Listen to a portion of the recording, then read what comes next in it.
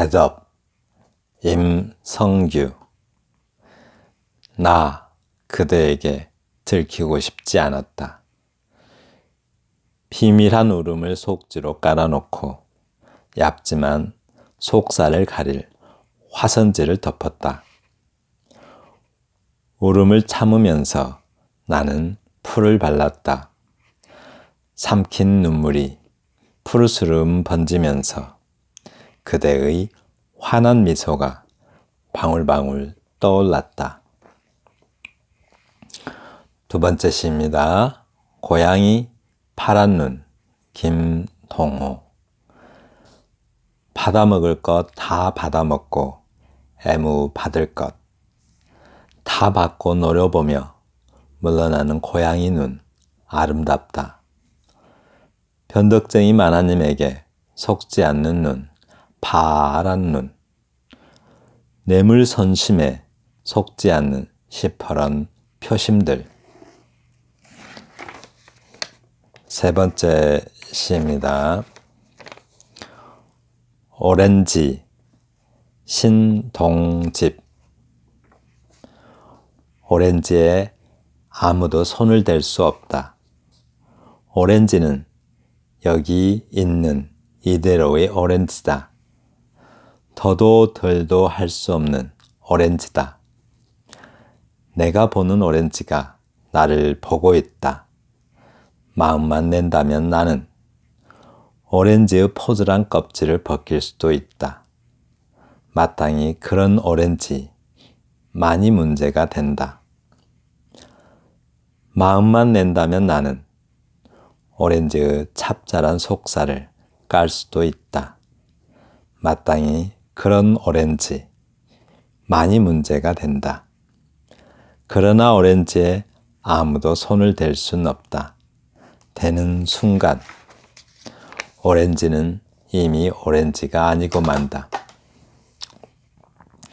내가 보는 오렌지가 나를 보고 있다.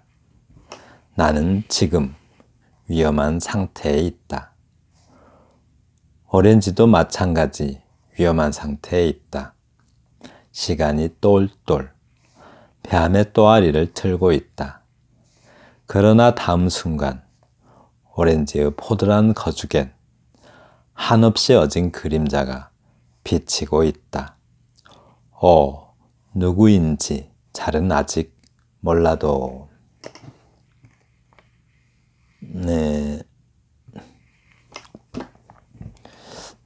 복습합니다.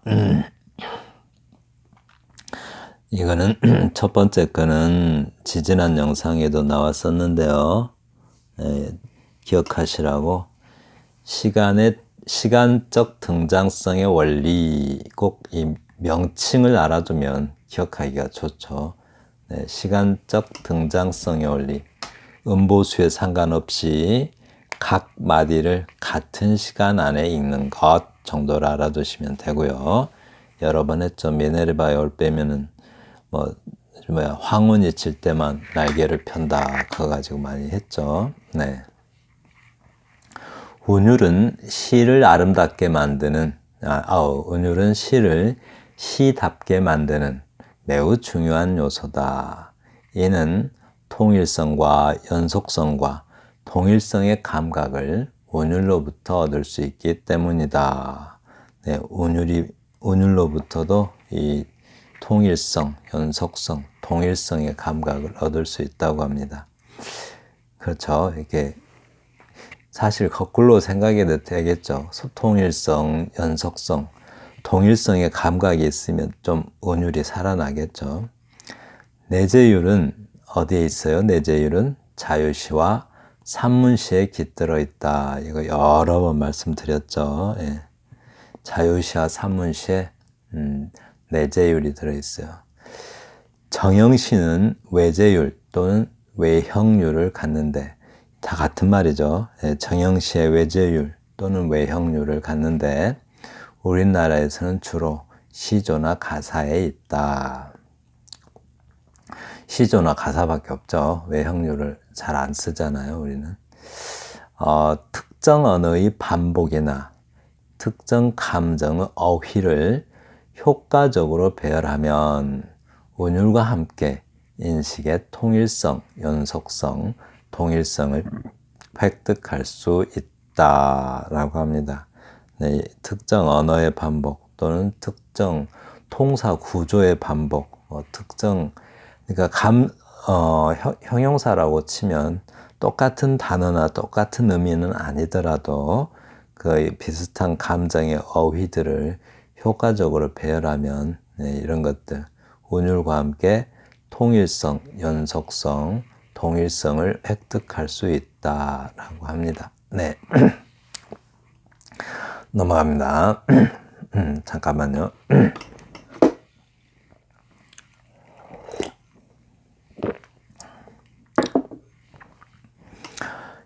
효과적인 운율 사용 방법하고 제시됐는데요. 운율을 나타내는 방법은 운율은 대체로 동일 음운 반복, 같은 소리를 반복하거나 동일 음절수 반복, 삼음절이면 삼음절, 사음절이면 사음절. 이거 하고 소리 하나가 음절이에요. 이렇게 절하고 이런 것들 소리 하나하나가 음절이죠. 그러니까 뭐 3, 4조, 4, 4조 하는 것들이 음절수죠. 그것을 반복한다든가. 같은 음절수를 반복해도 은율이 살아나고요. 의성어 또는 의태어 반복. 이건 당연히 운율이 잘 살아나죠. 네, 그리고 통사 구조의 반복. 이것도 중요하죠. 이렇게 통사 구조. 네, 통사 구조의 반복. 같거나 비슷한 짜임의 문장을 반복적으로 사용함으로써도 나타난다. 한마디로 뭘 좀 자꾸 반복해요. 그러면 운율이 살아나요. 네. 우리 시의 운율을 따질 때는 음보율이 절대적이다. 그렇죠. 음보율을 많이 사용하죠. 물론 이 위에 있는 것 아주 많이 사용해요. 그런데 이제 음보율이 절대적이라는 것은 가장 많이 사용되니까 모든 시에 다 나타나니까 그렇죠. 네, 음보율이 절대적이다. 따라서 운율을 살려서 시를 쓰고 싶다면 현대 시조의 형식으로 시를 써볼 필요가 있다. 뭐 과거 시조의 형식도 괜찮고 현대 시조는 거의 좀 티가 잘 안 나서 더 좋죠. 이렇게 티는 안 나지만 현대 시조들은 시조의 그 뭐 정형률이 있습니다.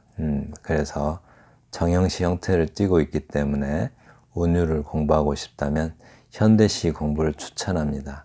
제목은 배접이고요. 자, 한번 볼게요. 나 그대에게 들키고 싶지 않았다. 비밀한 울음을 속지로 깔아놓고 얇지만 속살을 가릴 화선지를 덮었다 라고 합니다. 네. 얼른 봐가지고는 잡아요. 그 다음에 울음을 참으면서 나는 풀을 발랐다. 삼킨 눈물이 푸르스름 번지면서 그대의 환한 미소가 방울방울 떠올랐다라고 하는데요. 이게 시조입니다. 시조. 이게 시조라고 그러면 좀 당황스럽죠. 시조는 초장, 중장, 종장이 있고 뭐 3, 4조, 4, 4조, 3, 5, 4, 3 이렇게 있어야겠죠. 근데 이제 보면은 이거를 3이라고 생각을 해보세요. 나 그대에게 길이만큼이나 그죠? 이 나도 3음절 길이로 쭉 늘리면 돼요. 이렇게 나 그대에게 3, 4 여기도 들키고 쉽지 않았다. 이게 4 3, 4, 3, 4 그렇게 되고 또 비밀한 울음을 속지로 깔아놓고 이것도 3, 4, 3, 4로 봐주시고 얇지만 속살을 가릴 여기를 3, 5, 4, 3 이렇게 정확하게 지켜놨죠. 이렇게 종장을. 그러니까 초장 이 두 개를 초장으로 보시면 돼요. 한 줄이라고 생각하시고 그러면 3, 4, 3, 4 이런 게 지켜지죠. 나 그대에게 들키고 싶지 않았다. 들키고 싶지 않았다. 이거를 4로 봐주세요. 이렇게 3, 4, 3, 4 이렇게 그죠? 3, 4 이걸 4로 봐주시고 여기도 3, 사 이렇게. 네, 그러니까 이게 사음절이니까 그죠? 이건 삼음절, 이거는 사음절로 좀 길게 읽어야겠죠. 사음절 길이로. 이건 삼음절, 사음절 이렇게. 여기도 마찬가지로 이게 삼음절 길이로 읽어주셔야 되고, 나 그대에게 이렇게 들키고 쉽지 않았다를 사음절로 읽어주세요. 들키고 쉽지 않았다 이런 식으로. 네. 그 다음 또 하나 이제 그런데 여기서는 3, 5, 4, 3 지켰듯이 여기서 울음을 참으면서 3, 4, 3 나는 이거를 3으로 읽어주세요. 나는 이거를 4로 읽어주시고 이렇게. 그래서 울음을 참으면서 나는 하면서 살짝 쉬어져요. 풀을 발랐다. 사니까 살짝 빠르게 읽어줘야겠죠. 울음을 참으면서 나는 풀을 발랐다. 삼킨 눈물이 또 3, 4로 읽어주세요. 삼킨 눈물이 푸르스름 번지면서 그대의 여기도 3, 5, 4, 3 이렇게 됩니다. 그래서 이렇게 두 개 초장, 중장, 종장, 초장, 중장, 종장 이렇게 시조가 마치 두 개가 있는 것처럼 돼 있는 걸 연시조라고 하죠. 그래서 그런 시조 형태를 띠고 있습니다. 그래서 이렇게 이런 형태로 시를 쓰면 운율이 탁탁 맞아 떨어져서 왠지 시의 맛이 살아나죠. 시가 시답다라는 느낌을 줍니다. 네, 고양이 푸른 눈 볼게요. 여기서는 이제 주로 음보율 중심으로 나가는데 받아먹을 것, 다 받아먹고 애무 받을 것 이걸 이제 사음보로도 봐도 되고 삼음보로 봐도 되겠죠. 받아먹을 것, 다 받아먹고 이걸 애무를 길게 해서 이것도 그냥 하나의 음보로 쳐주세요. 애무 받을 것 해도 되고 그냥 삼음보로 이걸 하나로 연결해 버릴 수도 있겠죠. 애무 받을 것 이상하죠. 그러니까 이를 한번 나눠주세요. 애무 받을 것 네, 사음보로 다 받고 노려보며 물러나는 고양이 눈 이것도 이걸 하나로 이렇게 이거를 한 음보로 처리해 주시면 되죠. 이렇게 다 받고 노려보며 다 받고 노려보며 물러나는 고양이 눈 아름답다. 변덕쟁이 만화님에게 속지 않는 눈, 파란 눈, 뇌물선심에 속지 않는 시퍼런 표심들 이렇게. 근데 이제 이 시는 음보가 사음보로 이렇게 돼 있는데 또 이렇게 사행이라는 행이 사행으로 돼 있거나 삼행으로 돼 있는 것 자체만으로도 좀 운율의 느낌이 살아나죠. 네, 그렇습니다. 네, 요권자들이 이 고양이 눈이래요. 표현 참 잘했죠.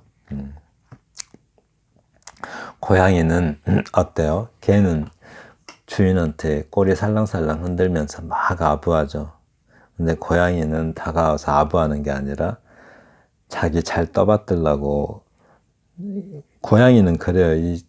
그래서 집사라고 많이 하죠. 그 주인에게 와가지고 주인에게 안겼다기보다는 주인을 차지하고 앉는 거예요. 이렇게. 그래서 고양이는 다 자기가 왕입니다. 이렇게. 네, 절대 복종 안 하죠.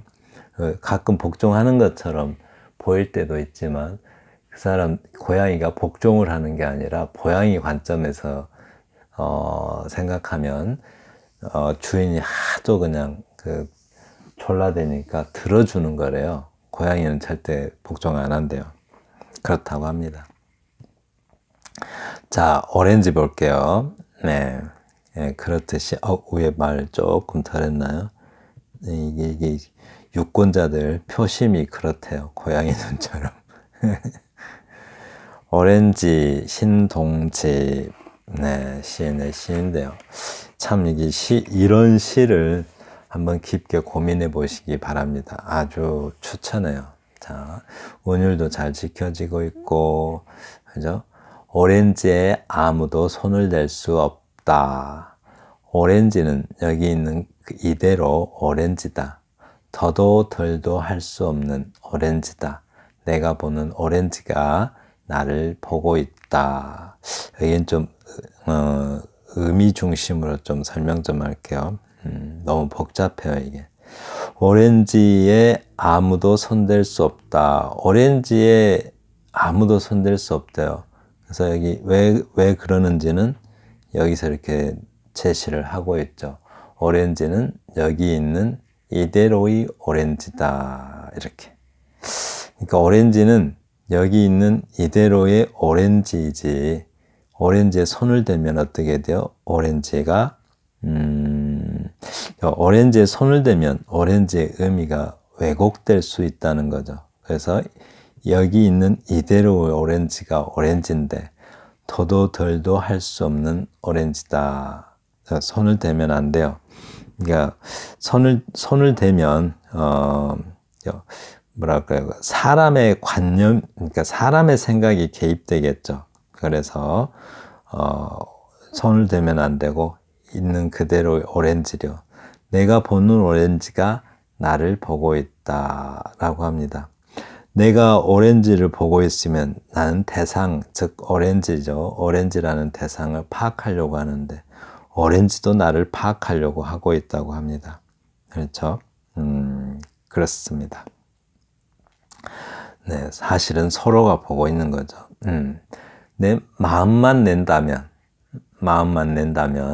오렌지의 포들한 껍질을 벗길 수도 있다라고 하는데,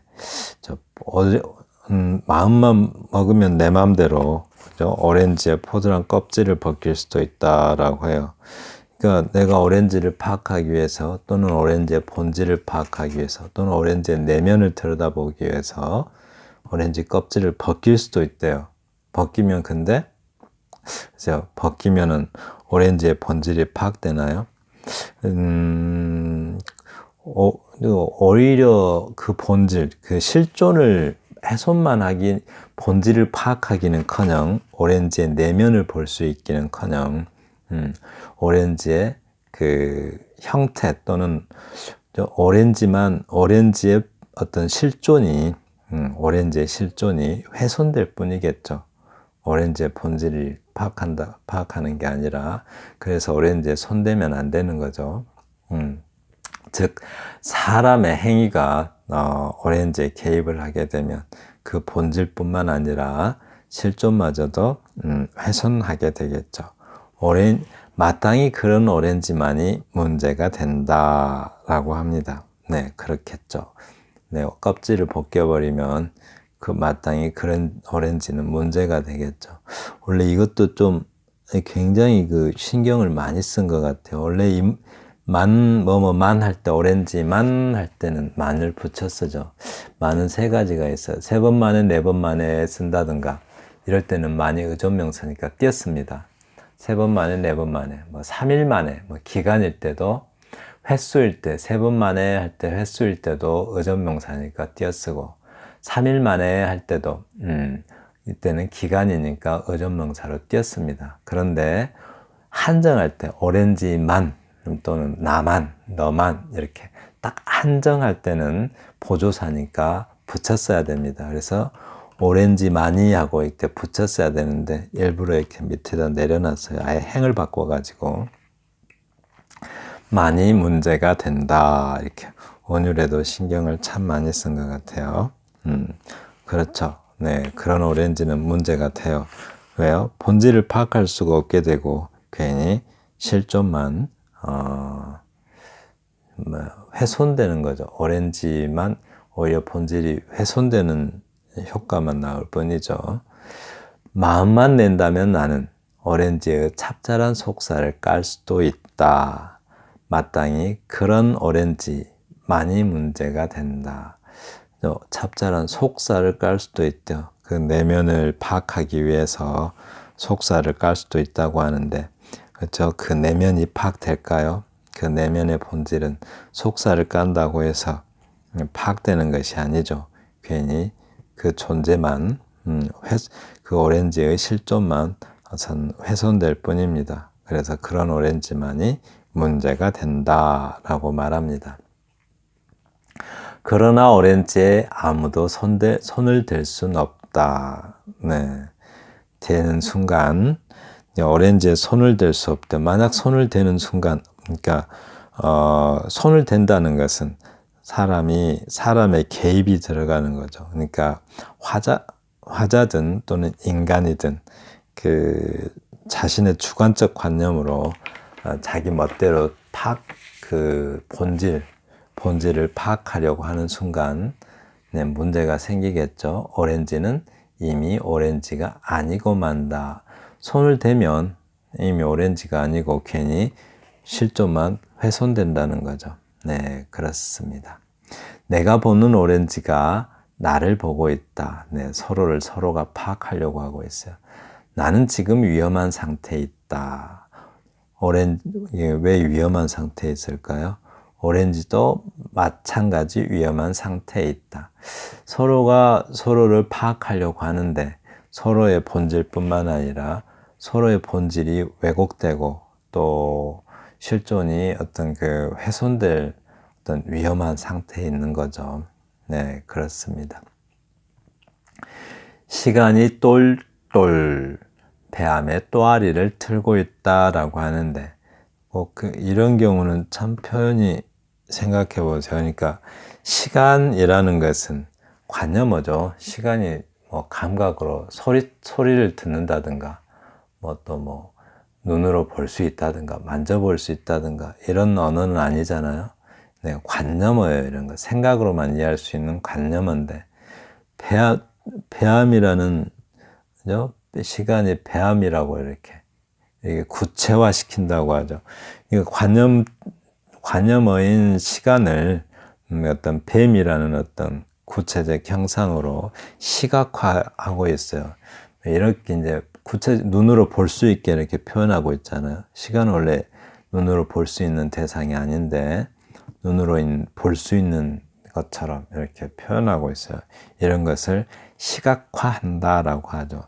어떨 때는 구체화한다, 감각화한다, 시각화한다, 또 육화한다라고도 하죠. 시간은 형체가 없는데 뱀이라는 육체를 어떤 부여해서 육화한다라고도 해요. 이렇게. 네, 그렇습니다. 아주 그냥 그러니까 이제 시간이 왜 그러고 있어요? 시간이 똘똘 뱀의 또아리를 틀고 있다 이 말은. 서로가 파악을 하려고 하는데 뭔가 지금 노리는 거죠. 이렇게 시간이 흐르면 왠지 탁 포착해서 파악할 수 있을 것 같아요. 네, 그런데 과연 그럴까요? 시간이 탁 그 뱀이 또아리를 틀고 있을 때는 그 무엇을 공격하기 위한 것이죠. 공격해서 탁 잡으려고 한 먹잇감 잡듯이. 그래서 어떤 서로의 본질을 파악하려고 탁 또아리를 틀고 있대요. 그러나 다음 순간 오렌지의 퍼즐한 거죽엔 한없이 어진 그림자가 비치고 있다. 누구인지는 잘은 아직 몰라도 라고 했는데 글쎄요, 한없이 어진 그림자가 있다고 합니다. 그러니까 뭔가 파괴, 그러니까 이 오렌지의 포즈란 거죽, 내가 지금 오렌지를 막 보고 있잖아요. 이렇게 파악하려고 오렌지를 보고 있는데 거기에 한없이 어진 그림자가 비치고 있대요. 뭔가 그게 뭔지 그 본질이 포착될 것만 같다는 거죠. 지금 그림자, 한없이 어진 그림자가 내가 파악하고자 하는 그 본질이 포착될 것만 같대요. 그런데 포착된 건 아니죠. 뭐예요? 누구인지 잘은 아직 몰라도 아직도 포착이 된 것은 아니죠. 다만 희망의 그림자가 비치고 있을 뿐이에요. 그런데 이제 우리가 본질이 뭔지, 실존이 뭔지, 이런 것들 많이 쓰잖아요. 이렇게. 그러니까 본질이라는 것. 사르트르가 그랬죠. 실존은 본질이 앞선다. 이런 표현을 썼죠. 실존은 뭘까? 본질은 뭘까? 본질이라는 걸 알면 되겠죠. 본질. 예를 들어서 의자가 있다면 의자의 본질은 앉는 거죠. 앉을 수 있어야 의자지 앉을 수 없으면 의자가 아니잖아요. 그래서 의자의 본질은 앉는 거예요. 그러니까 어떤 존재가 그 존재일 수밖에 없는 이유, 그게 이제 본질이죠. 그죠? 예를 들어서 의자가 의자일 수밖에 없는 이유, 그것은 앉을 수 있기 때문이라는 그 이유가 바로 본질입니다. 어떤 존재가 그것일 수밖에 없는 이유, 그것이 본질이에요. 실존은 뭔가, 예를 들어서 나무 토막 하나가 탁 있어요. 그러면 나무 토막으로 있으면 그냥 그 자체는 실존이죠. 그냥 그 자체는. 그런데 이제 거기에 이제 앉는데 사용되게 되면은 그냥 앉는 것으로서 어떤 목적이 부여되면 또 이제 본질이 부여되는 것이죠. 그래서 의자이기 전에 그냥 어떤 그 자체로 존재하는 것, 뭐 나무니 뭐니 필요 없이 그 자체로서 존재하는 것, 그것이 바로 실존입니다. 그런데 이제 생명은, 이제 오렌지도 뭐 생명으로 봐야겠죠. 생명은 실존만 있고 본질은 없죠. 그러니까 어떤 나무 토막이 있다면 그것이 그 자체로 존재하는 것은 실존인데, 그냥 우연히 그 자리에 그렇게 존재하는 것, 그것이 실존인데, 그 실존을 앉는 데 사용되면 그가 이제 의자가 되는 거잖아요, 이렇게. 근데 인간에게는 그 본질 같은 게 없다는 거예요. 바로 그 실존이죠. 이 세상에 우연히 던져져서 그냥 존재하는 거예요. 그냥 존재하는데, 나의 실존은, 우리가 뭐뭐 해야 나지라는 표현 쓰잖아요. 그래서 자기의 본질은 자기가 만들어가는 것입니다. 네. 그래서 생명에게는 실존이 없고, 본질이 없고, 자기의 본질은 자기가 만들어가는 거죠. 그냥 실존하고 있는 거죠. 네. 실제, 그냥 그 자리에 우연히 태어나서 거기 존재하고 있는 거예요. 그게 실존인데, 나답게 살아가는 것, 뭐뭐 해야 나지라고 할 수 있는 것, 그 본질은 자기가 만들어가는 거죠. 네, 그렇습니다. 산문시를 마무리합니다. 산문시를 창작함에 있어서 특히 운율에 신경을 써야 된다. 자, 이건 총 마무리입니다. 위하고 상관없이 운율에 대한 마무리. 네. 그러니까 산문시를 창작하게 되면 운율을 소홀히 하기가 쉽죠. 내용에 그냥 내용 쓰기도 바쁜데 거기다 운율 쓰려고. 근데 한국말을 특히 뭐 이렇게 한자어를 많이 쓴다든가 뭐 이상한 말 많이 쓰지 않으면 저절로 운율이 나와요. 왜냐하면 대부분 3음절, 4음절밖에 없기 때문에, 2음절, 3음절, 4음절밖에 없기 때문에 조사만 뗐다 붙였다 하면은 운율이 대충 맞습니다. 예, 맞는데 이제 너무 신경을 안 쓰면 안 맞겠죠. 웬만큼 아는 사람은 운율에 신경을 쓰죠. 특히 이제 조사나 이런 걸 띄었다 붙였다 해서 운율에 신경 쓸 수가 있습니다.